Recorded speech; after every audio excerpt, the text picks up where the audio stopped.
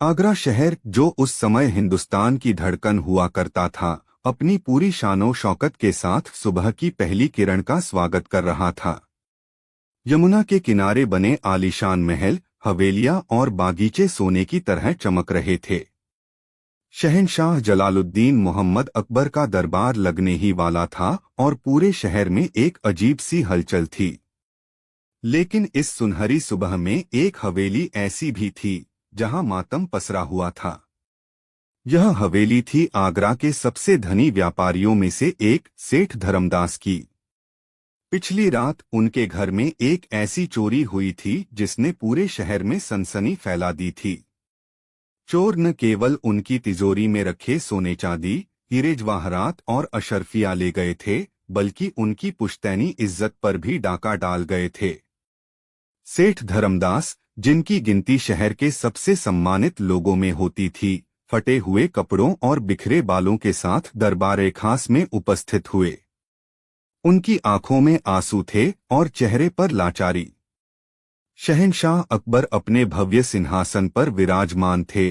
उनके चेहरे पर एक शासक की कठोरता और एक पिता की चिंता, दोनों के भाव थे। जहां पनाह मैं लुट गया, बर्बाद हो गया, सेठ धर्मदास ने रोते हुए अर्ज की।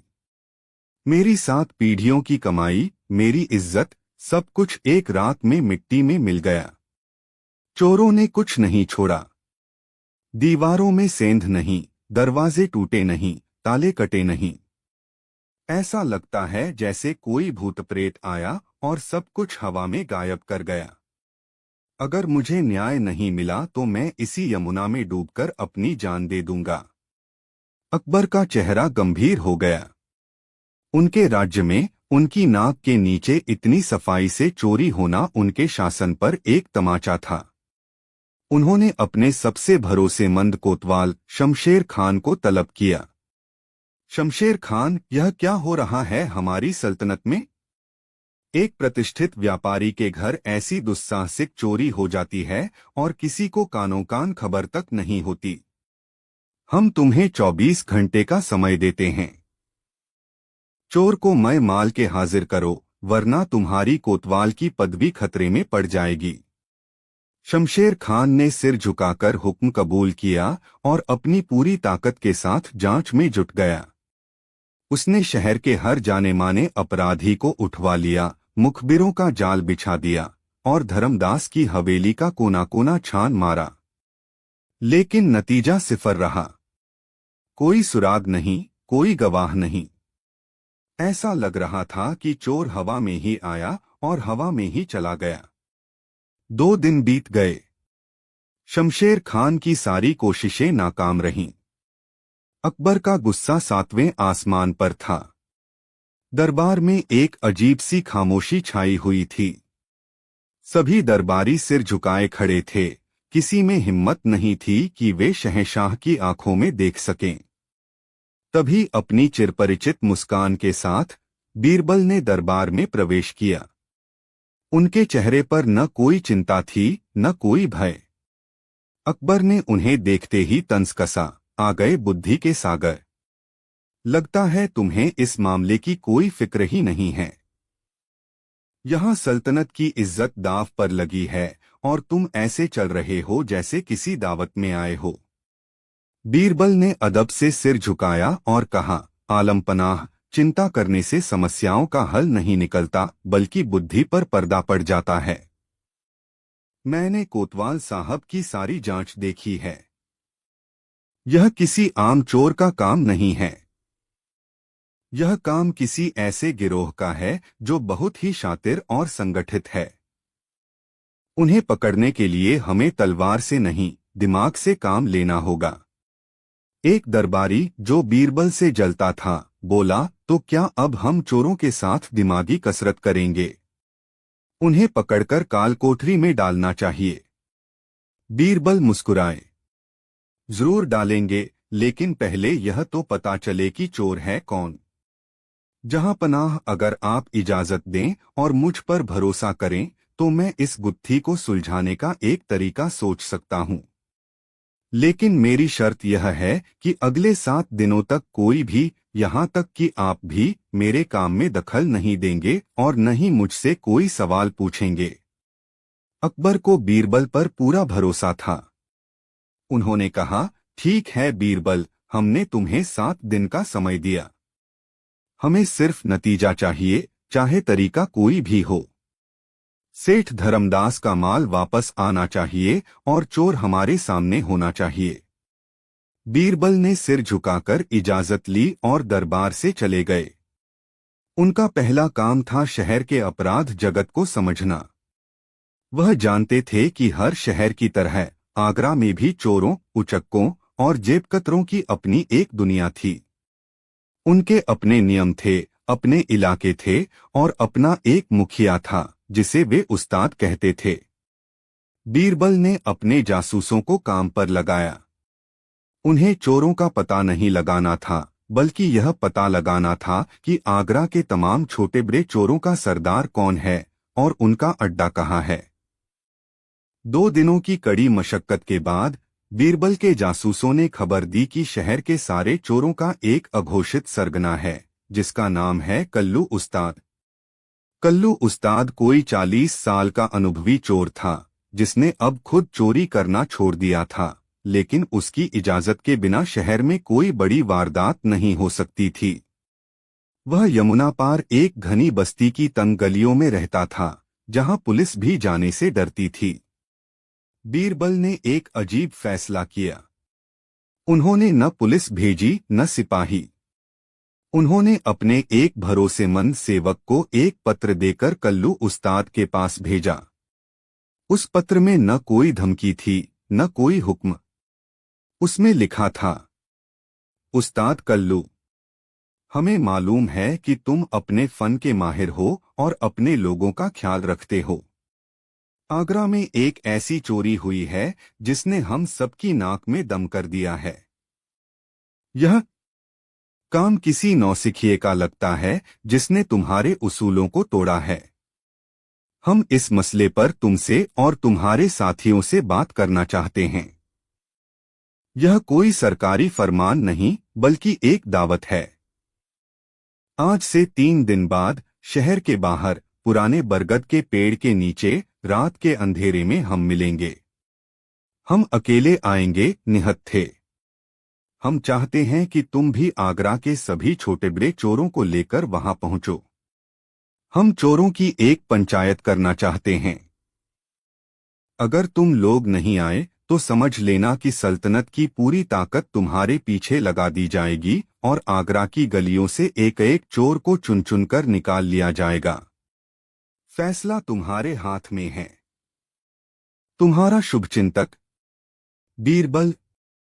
यह पत्र जब कल्लू उस्ताद के पास पहुंचा तो वह हैरान रह गया। पहले तो उसे लगा कि यह कोई चाल है। बीरबल अकबर का सबसे चतुर मंत्री उनसे मिलना चाहता है, वह भी अकेले और निहत्थे थे। यह बात उसके गले नहीं उतर रही थी। उसने तुरंत शहर के सभी नामी गिरामी चोरों की एक गुप्त बैठक बुलाई। बैठक में चुनमुन जेबकतरा, भोलू सेंधमार, शेरा तालातोड़ और कई अन्य शामिल हुए। कल्लू ने बीरबल का पत्र पढ़ा। सब में खलबली मच गई। शेरा तालातोड़ गरजा, यह जरूर कोई फंदा है उस्ताद। हम वहां जाएंगे और वो हमें पकड़ लेंगे। चुनमुन जेबकतरा बोला, लेकिन उस्ताद, बीरबल ने लिखा है कि अगर हम नहीं गए तो सबका सफाया हो जाएगा। वो बीरबल है, जो कहता है वो करता है। माहौल में तनाव था। सब एक दूसरे को शक की निगाह से देख रहे थे कि सेठ धर्मदास के घर चोरी की किसने। यह काम इतनी सफाई से हुआ था कि यह किसी अंदरूनी आदमी का ही हो सकता था। कल्लू उस्ताद जानता था कि उसके गिरोह के किसी भी सदस्य ने यह काम नहीं किया है, क्योंकि उसके नियम सख्त थे, बिना इजाजत कोई बड़ी वारदात नहीं। इसका मतलब था कि किसी बाहरी या किसी नए लड़के ने यह हिमाकत की थी, जिसने पूरे गिरोह को खतरे में डाल दिया था। काफी देर सोचने के बाद कल्लू उस्ताद ने फैसला किया। हम जाएंगे, उसने अपनी भारी आवाज में कहा। बीरबल अगर हमें पकड़ना चाहता तो अब तक हमारी पूरी बस्ती खुदवा चुका होता। वो कुछ और चाहता है। वो हमारी पंचायत बुला रहा है। इसका मतलब है कि वो हमें चोर नहीं, एक कौम मान रहा है। हमें उसकी बात सुननी चाहिए। लेकिन हम भी अपनी शर्तों पर जाएंगे। हम सब हथियार बंद रहेंगे और अगर कोई भी चालाकी हुई तो बीरबल वहां से जिंदा वापस नहीं जाएगा। तय दिन और समय पर शहर के बाहर उस पुराने विशाल बरगद के पेड़ के नीचे घना अंधेरा था। हवा में एक अजीब सी सिहरन थी। धीरे धीरे परछाइयों की तरह एक एक करके आगरा के लगभग 50 जाने माने चोर वहां इकट्ठा हो गए। सबके हाथों में कटारें, खंजर और तलवारें थीं। उनकी आंखें अंधेरे में जुगनुओं की तरह चमक रही थीं और चारों तरफ खतरा भांप रही थीं। कल्लू उस्ताद बीच में एक चट्टान पर बैठा था। ठीक समय पर एक मशाल की रोशनी दिखाई दी। बीरबल अकेले बिना किसी हथियार के शांत भाव से उनकी तरफ बढ़ रहे थे। उनके चेहरे पर कोई डर नहीं था। चोरों ने अपनी तलवारें म्यानों से थोड़ी बाहर निकाल लीं, वे किसी भी हरकत के लिए तैयार थे। बीरबल बिल्कुल उनके बीच में आकर खड़े हो गए। उन्होंने एक नजर सब पर डाली और मुस्कुराए। माशाअल्लाह, आज तो आगरा के सारे फनकार एक ही छत के नीचे जमा हैं। कल्लू उस्ताद, तुम्हारा शुक्रिया कि तुमने हमारी दावत कबूल की। कल्लू ने अपनी खुरदरी आवाज में कहा। सीधे मुद्दे पर आओ बीरबल, हमें यहाँ क्यों बुलाया है? अगर यह कोई चाल है तो याद रखना, यहाँ से सिर्फ तुम्हारी लाश जाएगी। बीरबल की मुस्कान वैसी ही बनी रही। उस्ताद, अगर मुझे तुम्हें मारना होता तो मैं जहर मिला शरबत भिजवाता, पंचायत नहीं बुलाता। मैं यहाँ न्याय करने नहीं, न्याय करवाने आया हूँ। तुम सब अपने अपने फन के माहिर हो। कोई जेब काटने में, कोई ताला तोड़ने में, कोई दीवार फांदने में। तुम्हारे भी अपने उसूल हैं, अपने नियम हैं। तुम गरीबों को नहीं लूटते, किसी की शादी के लिए रखे जेवर पर हाथ नहीं डालते, और सबसे बड़ा उसूल, तुम अपने ही भाई बंधुओं को मुसीबत में नहीं डालते। बीरबल ने एक पल का विराम लिया और फिर अपनी आवाज थोड़ी ऊंची की। लेकिन तुम में से ही किसी एक ने यह उसूल तोड़ा है। सेठ धर्मदास के घर जो चोरी हुई है वह किसी पेशेवर का काम है, लेकिन वह काम बेवकूफी भरा है। उसने इतना बड़ा हाथ मारा कि शहंशाह अकबर का गुस्सा 7वें आसमान पर है। अब कोतवाल और सिपाही हर गली, हर कूचे में घूम रहे हैं। इस एक आदमी की वजह से तुम सबकी रोजी रोटी और जान खतरे में पड़ गई है। कल को तुम में से कोई पकड़ा जाएगा और मार के डर से वह सबका नाम उगल देगा। एक मछली पूरे तालाब को गंदा कर रही है। मैं चाहता हूं कि तुम चोरों की यह पंचायत खुद फैसला करे और उस चोर को हमारे हवाले करे। चोरों में कानाफूसी शुरू हो गई। बीरबल की बात में दम था। उस एक चोरी की वजह से उनका काम करना मुश्किल हो गया था। कल्लू उस्ताद ने पूछा, लेकिन हम कैसे जाने कि चोर कौन है? हम में से कोई भी यह मानने को तैयार नहीं है कि उसने यह काम किया है। उसका इंतजाम भी हमने कर लिया है, बीरबल ने शांति से कहा। उन्होंने अपने सेवक को इशारा किया, जो थोड़ी दूर खड़ा था। सेवक एक गट्ठर लेकर आया। बीरबल ने उसे खोला। उसके अंदर बराबर लंबाई की 50 लकड़ी की छड़ियां थीं। बीरबल ने कहा, ये कोई मामूली छड़ियां नहीं हैं। ये जादू की छड़ियां हैं। मैं तुम सब लोगों को एक एक छड़ी दूंगा। तुम सब इसे लेकर अपने अपने घर जाओ। जिसने चोरी की है उसकी छड़ी कल सुबह तक ठीक 1 उंगली जितनी लंबी हो जाएगी। कल रात हम फिर इसी जगह मिलेंगे। मैं बस छड़ियां देखूंगा और चोर को पहचान लूंगा। जो चोर है वह खुद को मेरे हवाले कर दे, तो उसकी सजा कम हो सकती है। अगर मैंने उसे पकड़ा तो उसका अंजाम बहुत बुरा होगा। यह सुनकर सब चोर हैरान रह गए। जादू की छड़ी, यह कैसी बात थी? कुछ को यकीन नहीं हुआ, लेकिन बीरबल की शख्सियत और उनके आत्मविश्वास ने सबको सोचने पर मजबूर कर दिया। कल्लू उस्ताद ने भी सोचा कि इसमें कोई हर्ज नहीं है। उसने अपने आदमियों को छड़ी लेने का आदेश दिया। एक एक करके सभी चोरों ने एक एक छड़ी उठाई और अंधेरे में गायब हो गए। अब कहानी के असली चोर पर आते हैं। उसका नाम हीरा था। वह एक नौजवान और बहुत ही महत्वाकांक्षी चोर था। वह कल्लू उस्ताद के गिरोह का हिस्सा नहीं था और उसे लगता था कि कल्लू के नियम पुराने और दकियानुसी हैं। वह रातों रात अमीर बनना चाहता था और अपनी धाक जमाना चाहता था। सेठ धर्मदास की चोरी उसी ने की थी। वह कई महीनों से हवेली पर नजर रखे हुए था और उसने एक नौकरानी को फुसलाकर घर के अंदर की सारी जानकारी हासिल कर ली थी। चोरी उसने वाकई बड़ी सफाई से की थी। जब हीरा ने बीरबल की बात सुनी और जादू की छड़ी हाथ में ली तो उसके पसीने छूट गए। वह बहुत शातिर था, लेकिन अंधविश्वासी भी था। पूरी रात वह सो नहीं पाया। वह बार बार अपनी छड़ी को देखता। क्या सच में यह एक उंगली लंबी हो जाएगी? अगर ऐसा हुआ तो कल बीरबल उसे सबके सामने पकड़ लेगा। उसकी सारी मेहनत, सारा माल, सब कुछ चला जाएगा और जान जाएगी सो अलग।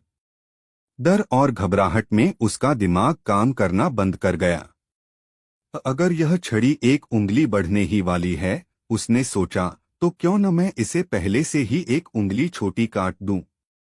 इस तरह जब यह रात में बढ़ेगी तो सुबह तक वापस बाकी सब छड़ियों के बराबर हो जाएगी और कोई मुझे पकड़ नहीं पाएगा। यह सोचकर उसे लगा कि उसने बीरबल को भी मात दे दी है। उसने बड़ी सावधानी से अपनी छड़ी को नीचे से ठीक एक उंगली जितना काट दिया और फिर की सांस लेकर सो गया। अगली रात उसी बरगद के पेड़ के नीचे माहौल पहले से भी ज्यादा तनावपूर्ण था। सभी चोर अपनी अपनी छड़ियां लेकर मौजूद थे। बीरबल समय पर पहुंचे, उनके चेहरे पर वही रहस्यमयी मुस्कान थी। तो दोस्तों, उम्मीद है तुम सबने रात आराम से गुजारी होगी, बीरबल ने कहा। अब एक एक करके आगे आओ और अपनी छड़ी मुझे दिखाओ। एक एक करके चोर आगे आने लगे। बीरबल हर छड़ी को ध्यान से देखते और उसे एक तरफ रख देते। सबकी छड़ियां एक बराबर थीं। चोरों के मन में भी उत्सुकता थी कि आखिर चोर कौन है। क्या सच में किसी की छड़ी लंबी हुई होगी? जब लगभग आधे से ज्यादा चोर अपनी छड़ियां दिखा चुके, तब हीरा की बारी आई। वह दिल में घबराया हुआ था, लेकिन चेहरे पर आत्मविश्वास बनाए रखने की कोशिश कर रहा था। उसने अपनी छड़ी बीरबल के आगे कर दी। बीरबल ने छड़ी को हाथ में लिया, उसे बाकी छड़ियों के ढेर के साथ रखा और एक पल में ही उनकी आंखें चमक उठीं। उन्होंने हीरा का हाथ पकड़ लिया। तो यह है वो फनकार, बीरबल ने जोर से कहा। यही है वो चोर जिसने अपने भाइयों की पीठ में छुरा घोंपा है। सारे चोर चौंक गए। हीरा चिल्लाया, नहीं, यह झूठ है। मेरी छड़ी तो लंबी हुई ही नहीं, यह तो सबके बराबर है। बीरबल हंसे, एक ऐसी हंसी जिसमें जीत और बुद्धिमानी की खनक थी। बिल्कुल सही कहा तुमने, तुम्हारी छड़ी लंबी नहीं हुई, लेकिन तुम्हारी छड़ी बाकी सबसे एक उंगली छोटी है। उन्होंने हीरा की छड़ी और एक दूसरी छड़ी उठाकर सबको दिखाई। फर्क साफ था। बीरबल ने अपनी आवाज में गंभीरता लाते हुए समझाया, अरे नादानो, इन छड़ियों में कोई जादू नहीं था। यह तो साधारण लकड़ी के टुकड़े थे। यह तो तुम्हारे मन का चोर था, जिसे मैंने पकड़ा है। मुझे पता था कि जिसने चोरी की है, वह रात भर डर के मारे सो नहीं पाएगा। उसे यह डर सताएगा कि उसकी छड़ी सच में लंबी हो जाएगी और इसी डर में वह उसे छोटा कर देगा। बाकी सब लोग जो बेकसूर थे वे आराम से सोए क्योंकि उन्हें किसी बात का डर नहीं था। इस चोर ने अपने ही डर और लालच में खुद को पकड़वा दिया। यह सुनते ही सारे चोर सन्न रह गए। बीरबल की चतुराई के आगे वे नतमस्तक थे। उन्होंने किसी जादू से नहीं बल्कि इंसान की साइकोलॉजी से चोर को पकड़ा था। कल्लू उस्ताद अपनी जगह से उठा और बीरबल के सामने आकर खड़ा हो गया। उसकी आंखों में गुस्सा था, लेकिन हीरा के लिए। इसने हमारे उसूल तोड़े हैं, बीरबल कल्लू ने कहा। इसकी सजा भी हमारी पंचायत ही देगी। लेकिन बीरबल ने कहा, नहीं उस्ताद, इसने सल्तनत का कानून तोड़ा है, इसलिए इसकी सजा शहंशाह का दरबार तय करेगा। लेकिन मैं तुमसे एक वादा चाहता हूं। सेठ धर्मदास का जो भी माल इसने चुराया है वह सुबह तक उनके घर पहुंच जाना चाहिए। अगर ऐसा हुआ तो मैं शहंशाह से कहूंगा कि इस मामले में बाकी किसी भी चोर को परेशान न किया जाए। कल्लू उस्ताद ने सिर झुकाकर बीरबल की बात मान ली। चोरों ने हीरा को पकड़कर बीरबल के हवाले कर दिया। वे हीरा से इसलिए नाराज नहीं थे कि वह पकड़ा गया, बल्कि इसलिए नाराज थे कि वह बेवकूफ था और उसकी बेवकूफी ने सबको मुसीबत में डाल दिया था। अगले दिन जब सेठ धर्मदास सोकर उठे तो उन्होंने देखा कि उनके घर के आंगन में उनका सारा सामान एक एक अशर्फी एक एक जवाहरात बोरियों में भरा पड़ा है। उनकी खुशी का ठिकाना न रहा। उसी दिन दरबार में बीरबल चोर हीरा के साथ उपस्थित हुए। उन्होंने पूरी कहानी शहंशाह अकबर को सुनाई कि कैसे उन्होंने चोरों की पंचायत बुलाई और कैसे चोर के अपने ही डर ने उसे पकड़वा दिया। पूरा दरबार बीरबल की बुद्धि और उनके अनोखे न्याय के तरीके को देखकर दंग रह गया। अकबर अपनी कुर्सी से उठ खड़े हुए और उन्होंने बीरबल को गले से लगा लिया। वाह बीरबल वाह! तुमने एक बार फिर साबित कर दिया कि तलवार की ताकत से ज्यादा बड़ी दिमाग की ताकत होती है। तुमने न केवल चोर को पकड़ा और माल बरामद किया, बल्कि तुमने हमें यह भी सिखाया कि न्याय करने के लिए कभी कभी कानून की किताबों से बाहर निकलकर इंसान के मन को पढ़ना पड़ता है। तुमने चोरों को सजा नहीं दी, बल्कि उन्हें एक दूसरे का और अपने उसूलों का सम्मान करना सिखाया। हीरा को उसके अपराध के लिए कालकोठरी में डाल दिया गया। सेठ धर्मदास ने बीरबल का बहुत शुक्रिया अदा किया और आगरा शहर में चोरों के बीच भी बीरबल का नाम इज्जत से लिया जाने लगा। वे जानते थे कि सल्तनत में एक ऐसा आदमी है जो न सिर्फ उनकी चालाकी को समझता है, बल्कि उनके मन के डर को भी पढ़ सकता है। उस दिन के बाद काफी समय तक आगरा में कोई बड़ी चोरी की वारदात नहीं हुई, क्योंकि हर चोर के दिल में यह बात बैठ गई थी कि बीरबल की नजर से बचना नामुमकिन है। और इस तरह बीरबल ने एक